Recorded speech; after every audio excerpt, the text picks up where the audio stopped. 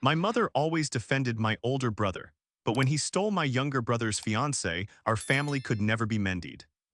Growing up in a middle-class suburban home in Ohio, I learned early that fairness wasn't something you could count on. My older brother had this way about him that made people gravitate toward him like moths to a flame. He was charismatic, confident, and had this infectious laugh that could fill up a room. My younger brother and I, we were different. Quieter, more thoughtful maybe, but definitely not the golden child that commanded attention wherever he went. My mother saw something special in my older brother from the day he was born. She'd tell anyone who'd listen about his achievements, his potential, his bright future. When he got into trouble at school for fighting, she'd march down there and argue that the other kid must have started it. When he crashed his first car into our neighbor's mailbox, she blamed the poor street lighting. When he borrowed money from her purse without asking, she'd say he was just being resourceful. The rest of us learned to navigate around this dynamic. My younger brother, being the baby of the family, developed his own strategies for getting attention. He became the peacekeeper, the one who smoothed over conflicts and made everyone laugh when tensions got high. He had this gentle way about him that drew people in differently than our older brother's magnetic personality. Where our older brother demanded attention, our younger brother earned it through kindness. I found myself somewhere in the middle, watching these family dynamics play out like a spectator at a tennis match. I learned to be self-sufficient early on, figuring that if I didn't make waves, maybe I could avoid the chaos that seemed to follow my older brother around. It worked for the most part, though I always felt like I was living in the shadows of two very different but equally compelling personalities. High school brought new challenges. My older brother was the star athlete, the guy everyone wanted to be friends with or date. He had this way of making promises he couldn't keep and leaving a trail of disappointed people behind him. But somehow he always managed to charm his way out of consequences. My mother would rationalize his behavior, explaining to upset girlfriends or frustrated coaches that he was just going through a phase, that he'd figure it out eventually. My younger brother took a different path. He joined the debate team, volunteered at the local animal shelter, and quietly built a reputation as someone you could count on. He wasn't flashy, but he was solid. People trusted him. Girls liked him because he actually listened when they talked and remembered the things they cared about. He had this way of making everyone feel important, like they were the only person in the room. College separated us for a while, which honestly felt like a relief. My older brother went to a big state school on a partial scholarship, though he lost it after his sophomore year for reasons that were never fully explained to the family. My mother blamed the coaching staff, said they had it out for him. My younger brother chose a smaller liberal arts college where he thrived academically and socially. I went to community college first, then transferred to finish my degree, taking the practical route that seemed to fit my personality. During those years apart, I started to see our family dynamics more clearly. When I'd come home for holidays, I'd notice how my mother's face would light up differently when my older brother walked in the room. She'd hang on his every word, laugh at jokes that weren't particularly funny, and find ways to work his accomplishments into conversations with neighbors and relatives. My younger brother's achievements were acknowledged but never celebrated with the same enthusiasm.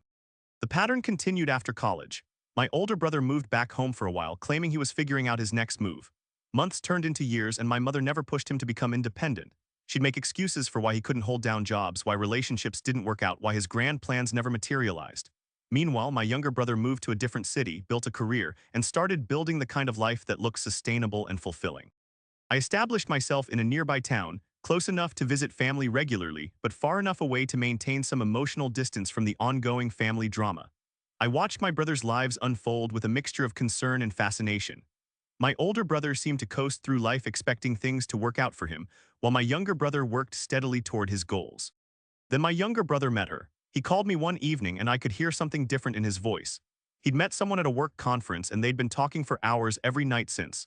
The way he described her, you could tell he was completely smitten. She was smart, funny, shared his values, and seemed genuinely interested in building something real together. Over the next few months, I watched my younger brother transform.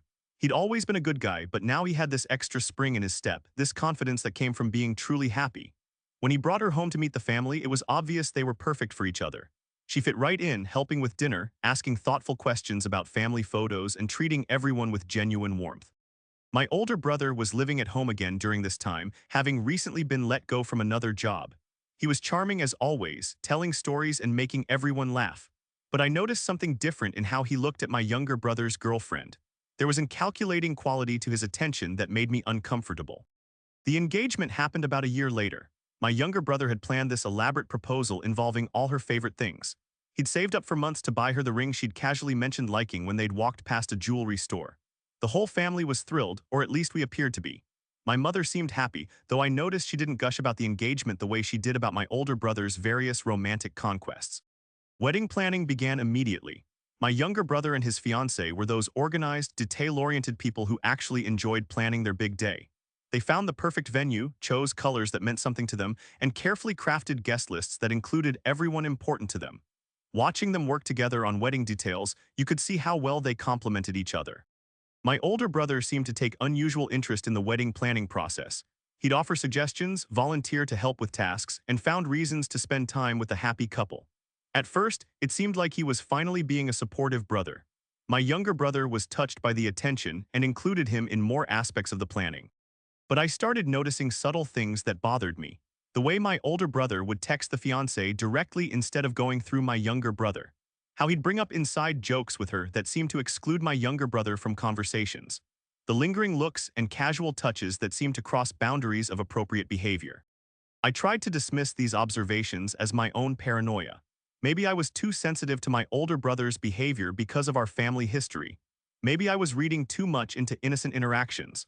But the uncomfortable feeling in my stomach grew stronger as the wedding date approached. 3 months before the wedding, my younger brother called me in tears. He'd come home early from a work trip and found his fiancée and my older brother together in their apartment, not just talking or hanging out, but together in a way that left no room for innocent explanations. The betrayal wasn't just romantic. It was a fundamental violation of trust that cut to the core of who my younger brother believed his family to be. The confrontation that followed was devastating. My older brother didn't deny what had happened, but he didn't seem particularly remorseful either. He had this way of making it seem like the attraction was mutual, like these things just happen sometimes. He acted like my younger brother was overreacting, that family should be able to work through anything. The fiancée was a different story.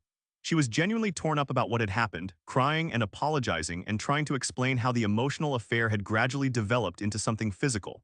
She said she'd been confused about her feelings, that my older brother had been so persistent in pursuing her, that she'd made a terrible mistake she wished she could take back. My younger brother was faced with an impossible choice. The woman he loved was begging for forgiveness, promising it would never happen again, swearing that she wanted to marry him and build the life they'd planned together. But the trust was broken, and my older brother's role in breaking it made the situation infinitely more complicated. My mother's reaction was the part that broke my heart most. When she learned what had happened, her first instinct was to find ways to excuse my older brother's behavior. She talked about how attraction sometimes happens unexpectedly, how the heart wants what it wants, how maybe this was actually meant to be. She suggested that maybe my younger brother wasn't ready for marriage anyway, that maybe this was a blessing in disguise. I watched my younger brother's face during these conversations, and I could see something die in his eyes. The brother who had always been the family peacekeeper, who had forgiven countless slights and disappointments, couldn't find a way to forgive this. Not just the betrayal itself, but the family's response to it. The wedding was called off, obviously. The deposits were lost, the invitations were rescinded, and the couple who had been so perfectly matched found themselves navigating the aftermath of a betrayal that neither of them had seen coming. The fiancée moved out of state, accepting a job transfer that took her far away from the mess she'd helped create. My older brother seemed to think that once the dust settled, things would go back to normal.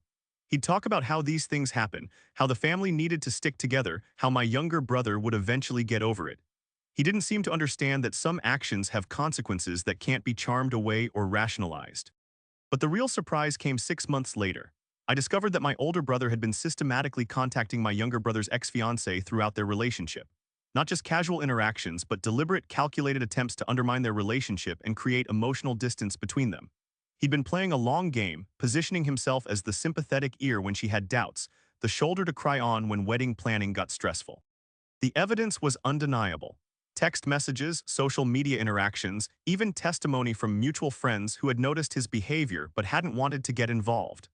My older brother hadn't just taken advantage of an opportunity, he'd created the opportunity through months of manipulation and emotional manipulation. When I confronted him with this evidence, he finally dropped the charming facade. He admitted that he'd been jealous of my younger brother's happiness, that he couldn't stand watching someone else get the life he felt he deserved. He said he'd always been the one people were supposed to notice, the one who was supposed to get the girl, the one who was supposed to succeed. The conversation that followed was unlike anything we'd ever had as brothers.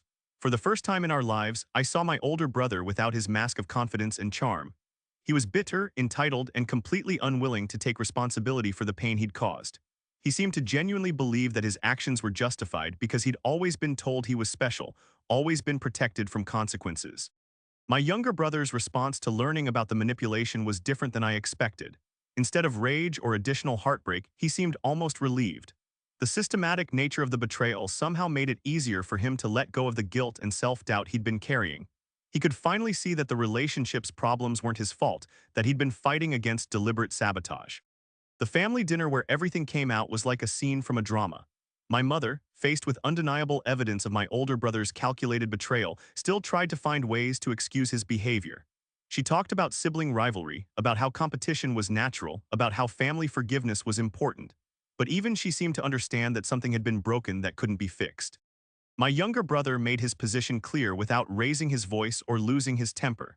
He explained that he was done with family gatherings that included my older brother, done with holidays that required him to pretend everything was fine, done with being expected to forgive behavior that had been deliberately hurtful and destructive. The next few years were strange for our family. Holidays became exercises in careful scheduling, with my younger brother visiting at different times than my older brother. Family events became smaller, more subdued affairs. My mother would sometimes try to broker peace, suggesting family meetings or group activities that might bring everyone back together. But my younger brother had found something that surprised all of us. He was actually happier without the family drama. He built strong friendships, pursued hobbies he'd never had time for, and eventually started dating someone new. This time, he was more careful about introducing her to the family, more protective of the relationship he was building. My older brother, meanwhile, struggled with the loss of his family safety net. Without my mother's constant excuses and protection, he had to face the consequences of his actions more directly. Jobs didn't last as long when he couldn't blame failures on unfair treatment. Relationships didn't survive when he couldn't use family dynamics to excuse his behavior. I found myself in the weird position of being the bridge between different parts of my fractured family. My younger brother would visit me regularly, and we'd have the kind of honest, supportive relationship we'd never been able to have when family dynamics were more complicated. My older brother would also visit, usually when he needed something, and I'd listen to his complaints about how unfairly he was being treated. The most difficult part was watching my mother struggle with the reality that her protection and defense of my older brother had contributed to the family's destruction. She'd spent so many years making excuses for his behavior that she'd never pushed him to develop the character traits that might have prevented this betrayal. Her favoritism, well-intentioned as it might have been, had created a person who believed he was entitled to whatever he wanted, regardless of who got hurt. There were moments when I thought about trying to facilitate some kind of family reconciliation. I'd imagine scenarios where my older brother would finally take full responsibility for his actions, where my younger brother would find a way to forgive, where my mother would acknowledge her role in creating these dynamics. But every time I got close to suggesting it, I'd remember the look in my younger brother's eyes during those first few weeks after the betrayal. Some things can't be fixed, and some relationships can't be mended. My younger brother had learned that lesson in the most painful way possible, but he'd also learned that he was stronger than he'd ever imagined. He discovered that he could build a life that didn't depend on family approval or acceptance, that he could create healthy relationships based on mutual respect and genuine care. The woman he eventually married was nothing like his ex-fiancée, but their relationship had a depth and authenticity that was beautiful to witness. They met through volunteer work, bonded over shared values, and built their relationship on a foundation of trust that had been tested and proven strong. Their wedding was small and intimate, with only the people who had genuinely supported their relationship. My older brother wasn't invited to the wedding, a decision that caused another family crisis. My mother couldn't understand how my younger brother could exclude his own brother from such an important day. She begged me to intervene, to convince my younger brother that family was more important than past grievances. But I'd learned something important during those years of family turmoil. Sometimes the most loving thing you can do is respect someone's boundaries, even when those boundaries are painful. My younger brother had made a careful, thoughtful decision about who he wanted to share his important moments with, and that decision was based on years of experience and reflection. The wedding was one of the most joyful events I'd ever attended. Without the underlying tension and drama that had characterized so many family gatherings, everyone was free to simply celebrate two people who had found genuine happiness together. My younger brother looked relaxed and confident in a way I'd rarely seen before. Years have passed since the betrayal that tore our family apart. My older brother has had ups and downs, moments of apparent growth followed by familiar patterns of behavior. He's never fully acknowledged the extent of the damage he caused, though he's occasionally expressed regret about how things turned out. My younger brother has built a life that's rich and fulfilling in ways that have nothing to do with family drama or approval. He and his wife have children now, and watching him as a father, I can see how he's deliberately breaking cycles of favoritism and creating a family environment based on fairness and genuine support. My mother has aged visibly during these years, and I think she finally understands the cost of her choices. She's never explicitly admitted that her favoritism contributed to our family's destruction, but she's changed how she interacts with my older brother. She still loves him, but she's stopped making excuses for his behavior. The hardest part of this whole story is that it didn't have to happen this way. If my older brother had been held accountable for his actions earlier in life, if my mother had shown equal love and support to all her children, if the family dynamics had been healthier from the beginning, maybe the betrayal never would have occurred. But maybe that's the wrong way to think about it. Maybe the betrayal revealed truths about our family that needed to be acknowledged. Maybe my younger brother needed to learn that he was strong enough to set boundaries and protect himself. Maybe I needed to understand that being a good brother sometimes means supporting difficult decisions rather than pushing for false peace. The family that exists now is smaller but more honest. The relationships that survived are based on genuine respect and mutual support rather than obligation and guilt. My younger brother's children will grow up in a family environment that prioritizes character over charm, accountability over excuses. Sometimes I wonder what our family might have looked like if things had been different from the beginning. But mostly, I'm grateful for the relationships that have emerged from the ashes of our old family dynamics.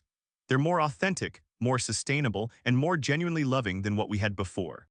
The betrayal broke our family in ways that can never be fully repaired. But it also freed us to build something better, something based on truth rather than protective lies. That might not be the ending anyone would have chosen, but it's the one we got, and we've learned to make the best of it.